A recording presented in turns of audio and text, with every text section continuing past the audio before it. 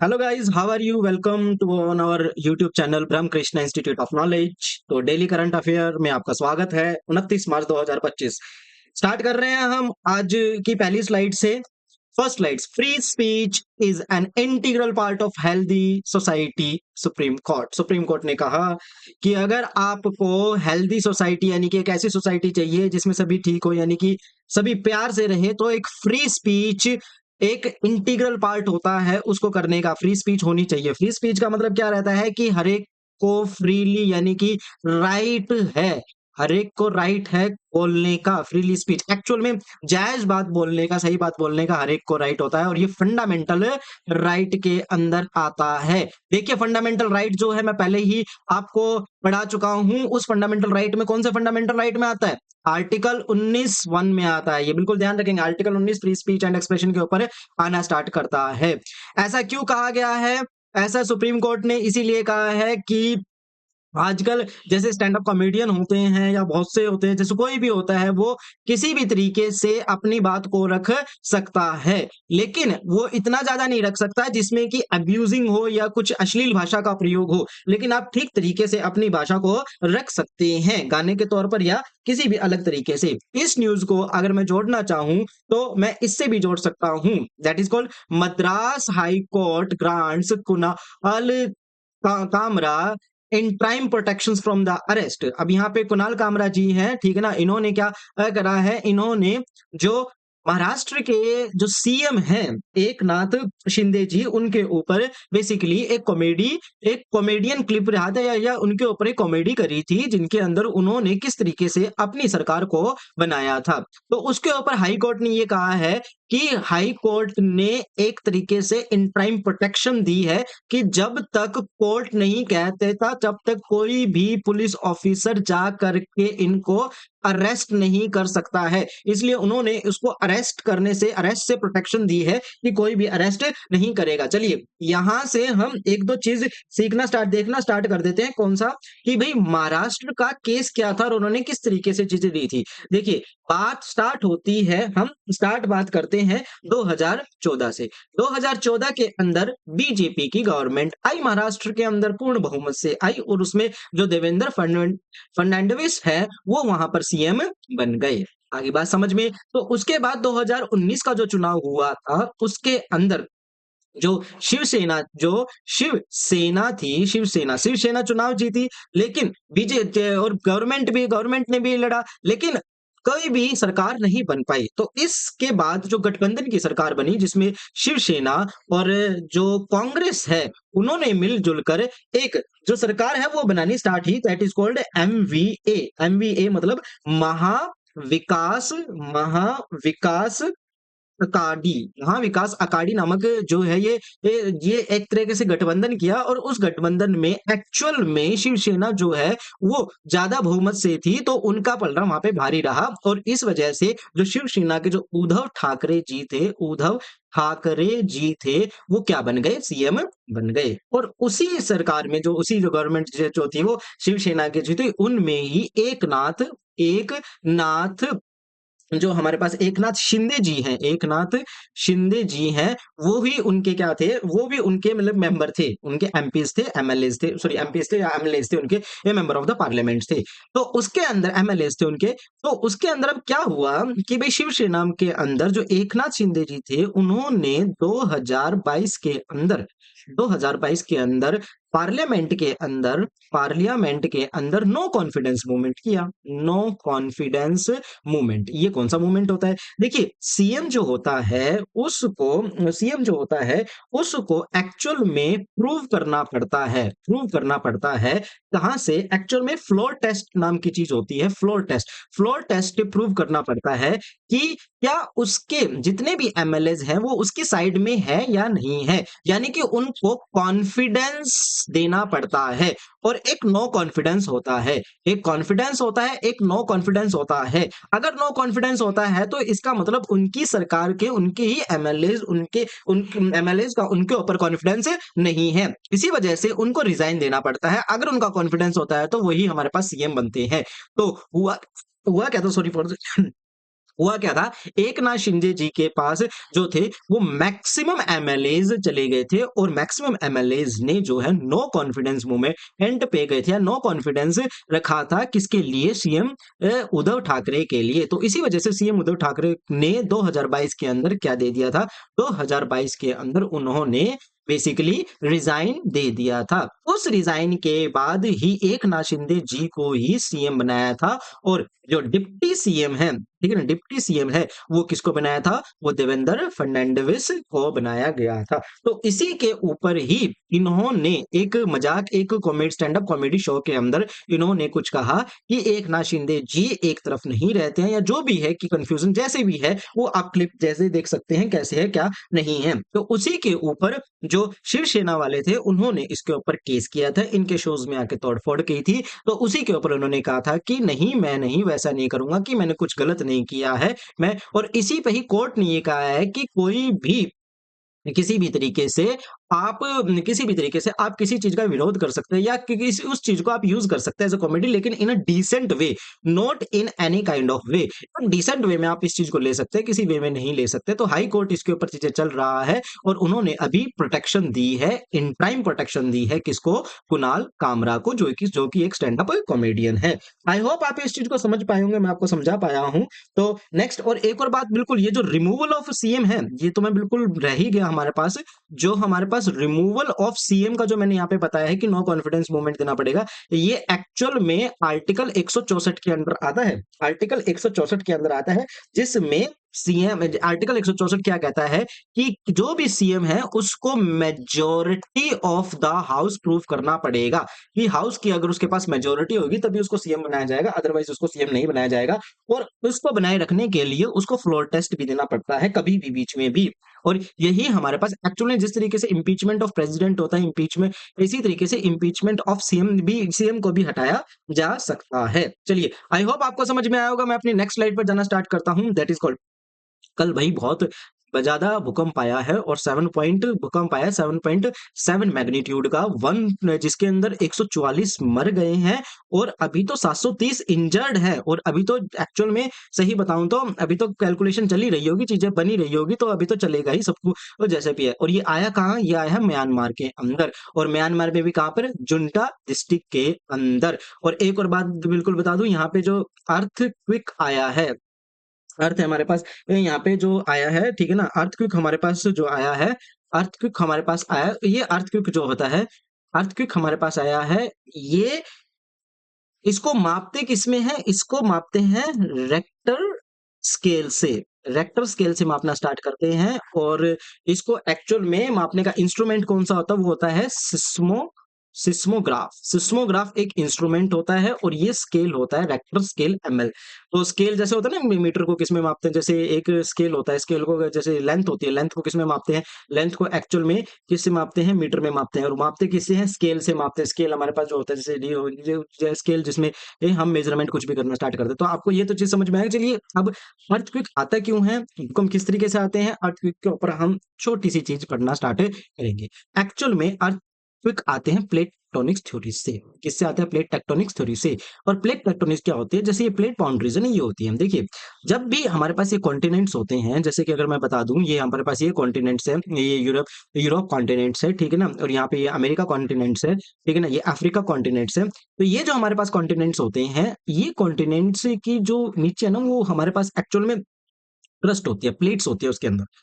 ये प्लेट्स होती है कैसे, जैसे ये है ना, ये वाली सरफेस और ये वाली सरफेस, ये वाली सरफेस देखो डिवाइडेड है, एक्चुअल में ये प्लेट्स में कन्वर्ट हो जाती है। और यहाँ से ये वाली सरफेस भी डिवाइडेड होती है, ये भी प्लेट्स में कन्वर्ट होने। और ये होता क्यों है, ये इसलिए होता है, देखिए आप ध्यान से देखिए, ये अर्थ है, ये अर्थ के ऊपर की हमारे पास, ये अर्थ के ऊपर की हमारे पास अर्थ है, और अर्थ के ऊपर की हमारे पास प्लेट है, यहाँ पे ये प्लेट है। जैसे अगर मैं देख, ये अर्थ के, ये अर्थ है, ये है, ये हमारे पास अर्थ पे, यहाँ पे ये इस तरीके से लेयर आती है अर्थ की, ये माउंटेन्स वगैरह होते हैं, प्लेन्स वगैरह होते हैं यहाँ पे।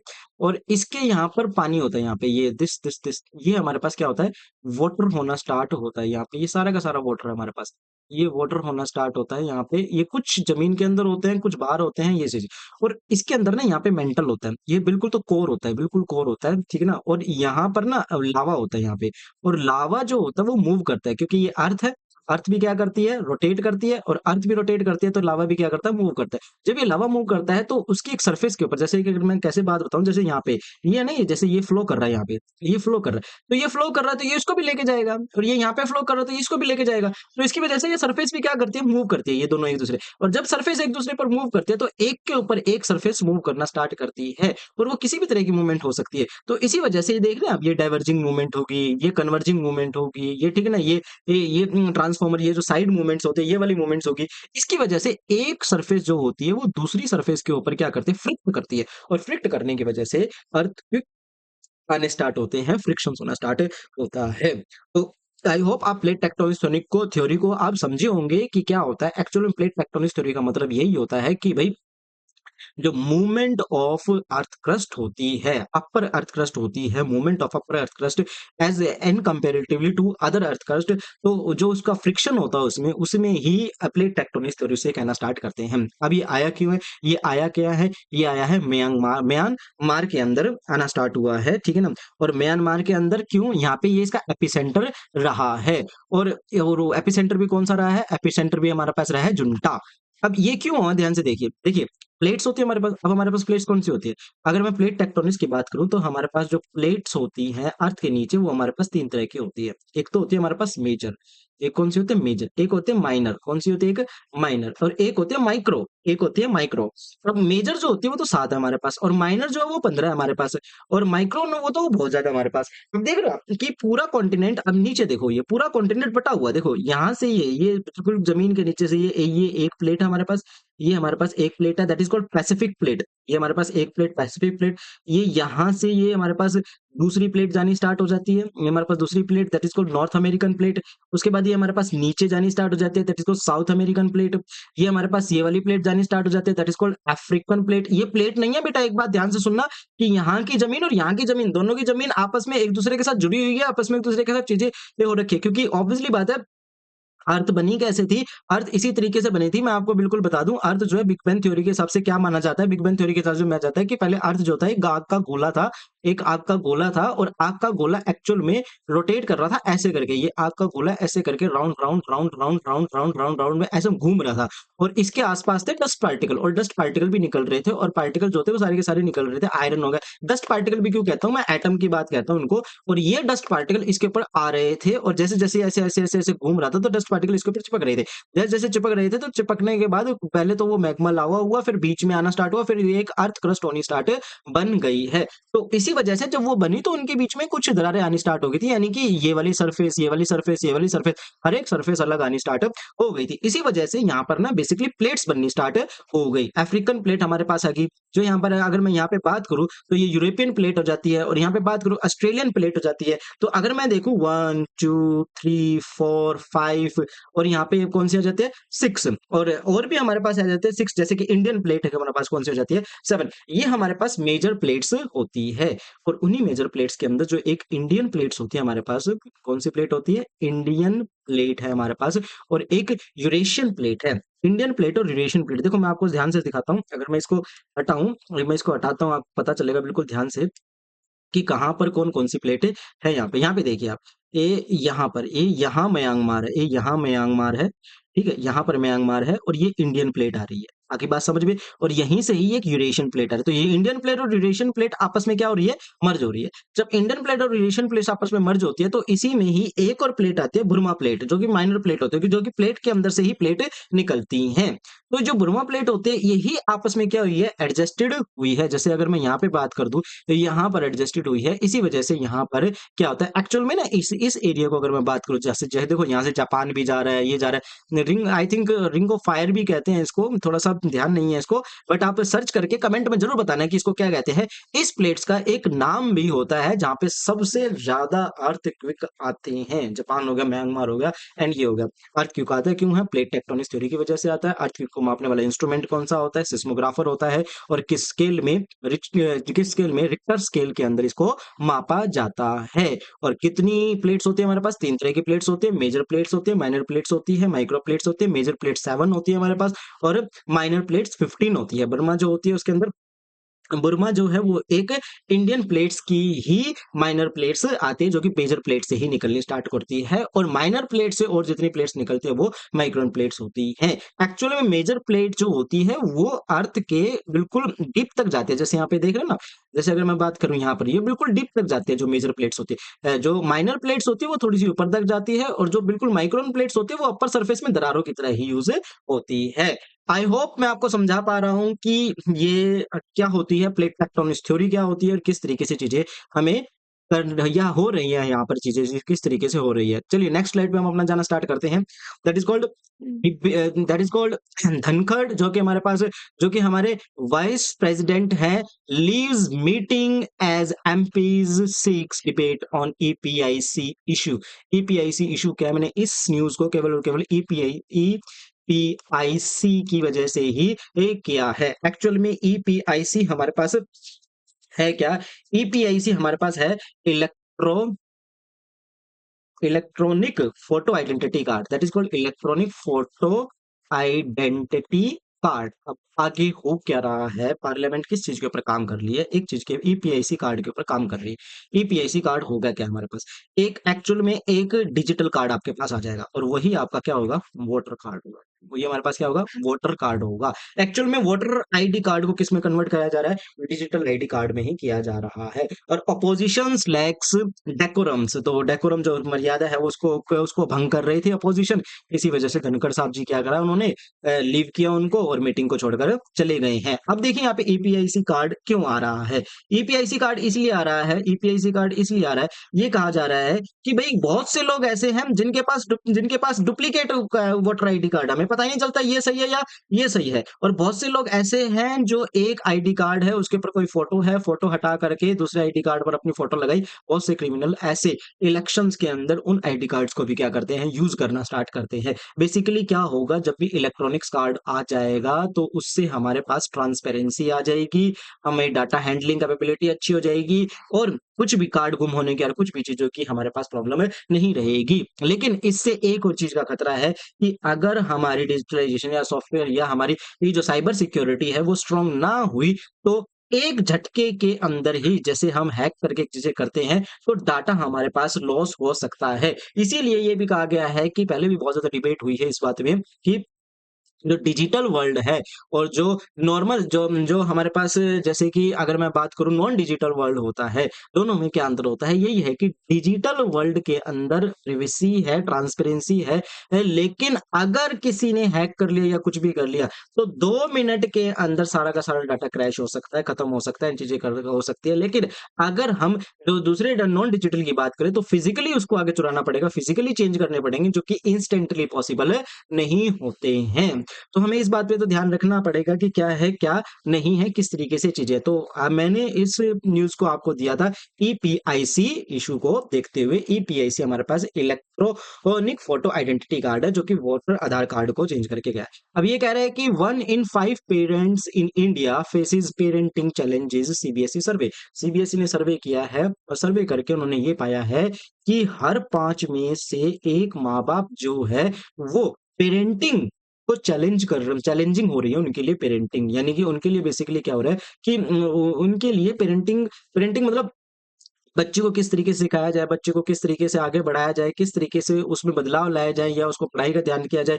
इस चीज के लिए हर 5 में से एक बच्चा क्या कर रहा है, हर 5 में से एक पेरेंट्स क्या कर रहा है, चैलेंज ये फेस कर रहा है। उसके लिए जो सीबीएसई है उन्होंने एक कैलेंडर भी जारी किया है, that is called parenting calendar, that is called parenting calendar. Parenting calendar में उन्होंने क्या कहा है, पेरेंटिंग कैलेंडर में उन्होंने ये कहा है कि भाई जो पेरेंट्स हैं उनको क्या करना चाहिए, पेरेंट्स को टीचर और स्टूडेंट्स है उनको अच्छे से वर्क करना चाहिए। टीचर को भी पेरेंट और स्टूडेंट या चाइल्ड है उनके अंदर भी जो रिलेशन है वो और ज्यादा अच्छे और ज्यादा अंडरस्टैंडेबल होने चाहिए। और दूसरा क्या कहा है कि पेरेंट्स बेसिकली आज के देखिए आज के समय पे हो क्या रहा है, आज के समय में ये हो रहा है कि भाग दौड़ भरी जिंदगी के अंदर पेरेंट्स जो हो रहे हैं अपनी रिस्पॉन्सिबिलिटी में इतना खो गए हैं कि उनको बच्चों की कुछ रिस्पॉन्सिबिलिटी समझ ही नहीं आते हैं। बच्चे अपना दोस्त अपने मोबाइल फोन को ही बना रहे हैं, तो इसी वजह से वो उनकी बहुत कम सुनते हैं और चीजें कम होती है। इसकी वजह से पेरेंट्स जो होते हैं आगे उनको फेस चीजें करनी पड़ती है। तो इसी चीज को इम्प्रूव करने के लिए ही ये जो सीबीएसई है उन्होंने सर्वे किया था और उन्होंने पेरेंटिंग कैलेंडर निकाला है, जिसके अंदर उन्होंने कहा है कि भाई आप स्टूडेंट जो है न्यू एजुकेशन पॉलिसीज के हिसाब से स्टूडेंट का जो है वो पेरेंट्स से रिलेशन और टीचर से रिलेशन इन तीनों का कोलैबोरेशन अच्छे से होना चाहिए, तभी जा करके स्टूडेंट जो होगा वो अच्छे से ग्रो कर पाएगा। चलिए आई होप आपको ये चीज समझ में आएगी। बाकी इसमें फैक्चुअल डाटा हमारे काम का नहीं है। नेक्स्ट है हमारे पास that is called Bangladesh. Bangladesh welcome China Mohammad Yunus को देखिए नोबेल पुरस्कार भी मिला हुआ है, इसको नोबेल पुरस्कार भी मिला हुआ है और इकोनॉमिक्स के अंदर। तो ये बांग्लादेश के बहुत जाने माने चेहरे हैं। China welcome China to participate in Teesta project. ये तीस्ता प्रोजेक्ट है क्या? सबसे पहले तो तीस्ता एक रिवर है, ये इसी रिवर की वजह से ही मैंने जो कि सिक्किम से निकलती है, किससे निकलती है ये? सिक्किम से निकलती है। और सिक्किम के भी कौन से? कंचन कंचनजंगा रेंज से हिमालय के सिक्किम के अंदर हिमालय के कंचनजंगा रेंज से ये रिवर निकलनी स्टार्ट होती है। तो भाई निकलती कहाँ से है? इंडिया से निकलती है। जा कहाँ रही है? बांग्लादेश के अंदर जा रही है। तो भाई चाइना क्यों आ रहा है, मतलब क्यों वेलकम कर रहे हैं ये चाइना को? जो ये है यहाँ पे आपको भी पता होगा कि अभी बांग्लादेश के अंदर तख्ता पलट हुआ था, ठीक है ना? जो हमारी शेख हसीना जी थी उनको निकाल दिया गया था, वो उनको भागना पड़ा था इंडिया को, इंडिया ने उनको शरण दी थी। तो उसी के अंदर ही जो बांग्लादेश है वो बांग्लादेश के इंडिया से कहीं ना कहीं ये जो पॉलिटिकल रिलेशंस हैं वो कहीं ना कहीं इफेक्ट हुए हैं। तो तीस्ता प्रोजेक्ट है। सबसे पहले तो तीस्ता रिवर को हम देखते हैं कहाँ से निकलते कहाँ से नहीं निकलते। देखिए यहाँ से मैंने रिवर में बताया गया है that is called Sikkim, that is this is called Bhutan and this is called Sikkim. और सिक्किम से ये तीस्ता रिवर हमारे पास निकलती है और जाती कहाँ है? बांग्लादेश के अंदर जाती है। और चाइना क्या कह रहा है? चाइना को क्या कह रहे हैं? बांग्लादेश चाइना को ऑफर कर रहे हैं कि आइए तीस्ता रिवर प्रोजेक्ट के ऊपर हम काम करना स्टार्ट करेंगे। तीस्ता रिवर के ऊपर कौन सा प्रोजेक्ट है? देखिए कोई भी हमारे पास रिवर होती है तो किस लिए वो इंपॉर्टेंट है? एक तो ये वाटर शेयर करती है, ये क्या करती है? वाटर शेयर करती है। किसके बीच में? इंडिया के बीच में और बांग्लादेश के बीच में, इंडिया के बीच में और बांग्लादेश के बीच में। और दूसरा क्या है? इस पे हाइड्रो इलेक्ट्रिक प्रोजेक्ट भी होते हैं, हाइड्रो इलेक्ट्रिक प्रोजेक्ट भी बहुत ज्यादा है। तो जो हम एक बात कहें कि बिजली ही पैदा करने की दृष्टि से, या मैं बात करूं वाटर शेयरिंग से, तीस्ता रिवर जो है बांग्लादेश के लिए बहुत ज्यादा इंपॉर्टेंट रहती है। लेकिन अब यहाँ पर भी इंडिया ने भी उसके ऊपर प्रोजेक्ट कर रखे हैं। अब जैसे यहाँ पे अगर मैं बात करूं कि डैम्स लाइक यहाँ पे इंडिया के अंदर ही dams like Gajoldoba Gajoldoba to divert water, तो वाटर को डाइवर्ट करने के लिए ही यहाँ पे क्या बनाया गया है? डैम्स बनाया गया है जो कि वाटर को डाइवर्ट कर देता है, यानी कि इंडिया के साइड से इंडिया के अंदर वाटर को डाइवर्ट करेगा, जिसमें इंडिया को भी फ्रेश वाटर मिलना स्टार्ट होगा। उसी के ऊपर ही प्रोजेक्ट कौन कर रहा है? बांग्लादेश कर रहा है। एक्चुअल में जो ये है ना गजोल दोबा एक एक्चुअल में एक हमारे पास डैम नहीं होगा, that is called barrage. Barrage क्या होता है? बैरेज डैम से छोटा होता है। बैरेज कैसा होता है? डैम से छोटा होता है। चलिए आई होप आपको पता चला होगा कि जो तीस्ता रिवर है वो सिक्किम से निकलती है। और सिक्किम में एक और बात बिल्कुल ध्यान रखिए, सिक्किम में कौन सी रेंज आती है? अभी मैंने बताया कंचनजंगा रेंज, ठीक है ना? कंचनजंगा रेंज जो हमारे पास है वो तीस्ता रिवर के अंदर जो सिक्किम से आ जाते हैं। तो सिक्किम में ही कौन सा नेशनल पार्क मिलेगा आपको? वो कंचनजंगा नेशनल पार्क ही मिलेगा। तो एक बात बिल्कुल ध्यान से देखिए, सिक्किम में ही कंचनजंगा नेशनल पार्क है, यहां से पेपर में आएगा, ठीक है ना? और कहां से पेपर में आएगा? डैम्स पेपर में नहीं आएंगे, हिमालय की रेंज पेपर में आएगी। कौन सी रेंज में? सिक्किम हमारे पास आना स्टार्ट होता है। और तीस्ता रिवर किस लिए इंपॉर्टेंट होती है और तीस्ता रिवर कहां पर है ये भी हमारे पास है, क्योंकि न्यूज में हमारे पास चल रहा है और इंटरनेशनल न्यूज के साथ हमारे पास है। चलिए नेक्स्ट में हम अपना करना स्टार्ट करते हैं गोल्फ। आज हम जो स्पोर्ट्स है मैं लेके आया हूँ आपके लिए, गोल्फ लेकर आया हूँ और गोल्फ के अंदर ही हम कुछ करना स्टार्ट करें, मतलब गोल्फ को ही आज हम समझना स्टार्ट करेंगे।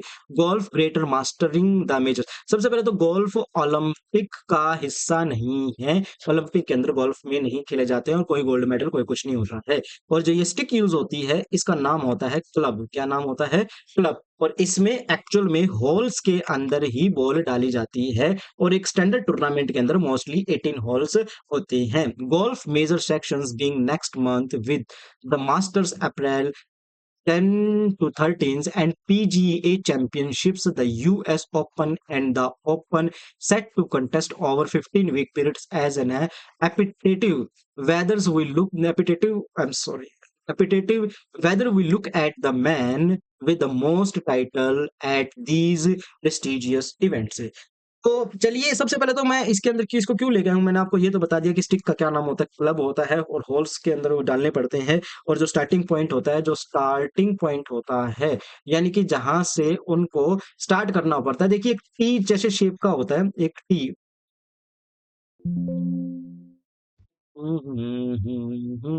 Sorry for this. Keep. I am so sorry.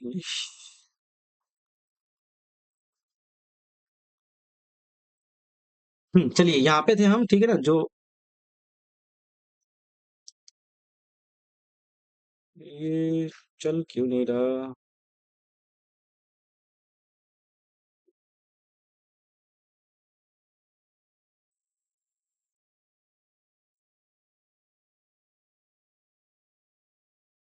आ गया पे। तो स्टार्टिंग पॉइंट हमारे पास क्या होता है? Starting point, start pointing actual में एक टी जैसी चीज होती है जिसके ऊपर बॉल रखी जाती है। यहाँ पे ये जो होता है इसके ऊपर बॉल रखते हैं और ये स्टार्टिंग पॉइंट होता है, जिसे हम बेसिकली क्या कहते हैं? That is called T point, that is called T box. इसे हम क्या कहते हैं? T box. और जो एंड पॉइंट होता है जहाँ पे जाता है, जहाँ पे खत्म होता है गोल्फ का, वो होता है एक हॉल के अंदर डालना पड़ता है। That is end point is a hole actual में। चलिए गोल्फ टूर्नामेंट के ऊपर बात कर लेते हैं हम। कौन कौन से गोल्फ के टूर्नामेंट होते हैं हमारे पास? गोल्फ के टूर्नामेंट हमारे पास कौन कौन से होते हैं? सबसे पहले तो टूर्नामेंट की अगर मैं बात करूं तो पहला टूर्नामेंट होता है द मास्टर। कौन सा टूर्नामेंट होता है? The master. दूसरा टूर्नामेंट हमारे पास कौन सा आता है? US open. कौन सा टूर्नामेंट होता है? US open. मोस्टली यूएस के अंदर खेला जाता है। तीसरा टूर्नामेंट हमारे पास क्या होता है? The open. देखिए तीन तीन टूर्नामेंट तो यहाँ पर भी है। कौन कौन से? द मास्टर टूर्नामेंट यहाँ पे मैंने बता दिया। और एक लास्ट हमारे पास होता है फोर्थ। एक फोर्थ हमारे पास होता है, that is called PGA. PG हमारे पास चैंपियनशिप होती है। चैंपियनशिप होती है। तो गोल्फ के अंदर कभी भी हमारे पास इनसे रिलेटेड चीज आ जाए कि द मास्टर जो होता है वो किस में, मास्टर जो होता है वो कौन सा टूर्नामेंट होता है, किस में होता है? गोल्फ में होता है। यूएस ओपन किस में होता है? गोल्फ में होता है। द यूएस किस में, द ओपन किस में होता है? वो भी गोल्फ में होता है। तो पीजीए चैंपियनशिप किस में होती है? वो भी गोल्फ में होती है। तो यहाँ पर तो है ही, देखिए द मास्टर यहाँ पर है, पीजीए चैंपियनशिप यहाँ पर है, यूएस ओपन है और द ओपन। चारों के चारों हमारे पास यहाँ पे टूर्नामेंट लिस्ट के अंदर आए हुए हैं। आई होप आप समझ गए होंगे। तो ये मोस्टली कुछ नाम है, पॉपुलर नेम है यहाँ पे, ठीक है ना। जैसे कि यहाँ पे एक जैक है, जैसे कि यहाँ पे हमारे पास है जैक निकोलस, हमारे पास है टाइगर वुड्स, है हमारे पास वॉल्टर हैगन है, हमारे पास बेन हॉजन है और गैरी प्लेयर है। तो ये हमारे पास कुछ फेमस पर्सनालिटी भी है, फेमस नेम भी है। ये टाइगर वुड का जो नाम है मोस्टली पूछा भी गया है, कई क्वेश्चंस में पूछा गया है जो गवर्नमेंट जॉब के अंदर आना स्टार्ट होते हैं। आई होप आपको समझ में आई होगा चीजें। मैं आपको दोबारा कह रहा हूँ कि प्लीज सपोर्ट कीजिए, प्लीज कमेंट कीजिए, शेयर कीजिए और सब्सक्राइब कीजिए। अपना ख्याल रखिए, अपनी फैमिली का ख्याल रखिए और जुड़िए रहिए हमारे साथ। मैं बहुत मेहनत कर रहा हूँ आपको करंट के लिए और एक विश्वास दिलाता हूँ कि अगर आप चैनल से जुड़ेंगे तो आप डेली बहुत कुछ सीखेंगे और इन वीडियो से क्वेश्चंस जरूर से जरूर आएंगे। मैं अपनी मेहनत कर रहा हूँ, रिसर्च कर रहा हूँ, पीवाईक्यू को देख रहा हूँ, तो वहीं से ही मुझे ऐसा लगता है कि क्वेश्चंस आने शुरू होंगे। आप इनके सिर्फ और सिर्फ नोट्स बनाइए और रिवीजन के लिए भी मैं आपके लिए वीडियोस लेके आऊंगा एंड क्वेश्चंस के लिए भी मैं आपके लिए वीडियोस लेके आऊंगा। और आगे आपके लिए एक टेलीग्राम चैनल भी प्रिपेयर करूंगा। उस टेलीग्राम चैनल को आपको लिंक डिस्क्रिप्शन में मिल जाएगा, आप ज्वाइन कीजिए। वहां पे आपको पीपीटी और आपको कई क्वेश्चंस प्रोवाइड होंगे। चलिए, थैंक यू वेरी मच। ख्याल रखिए अपना और अपने परिवार का। धन्यवाद।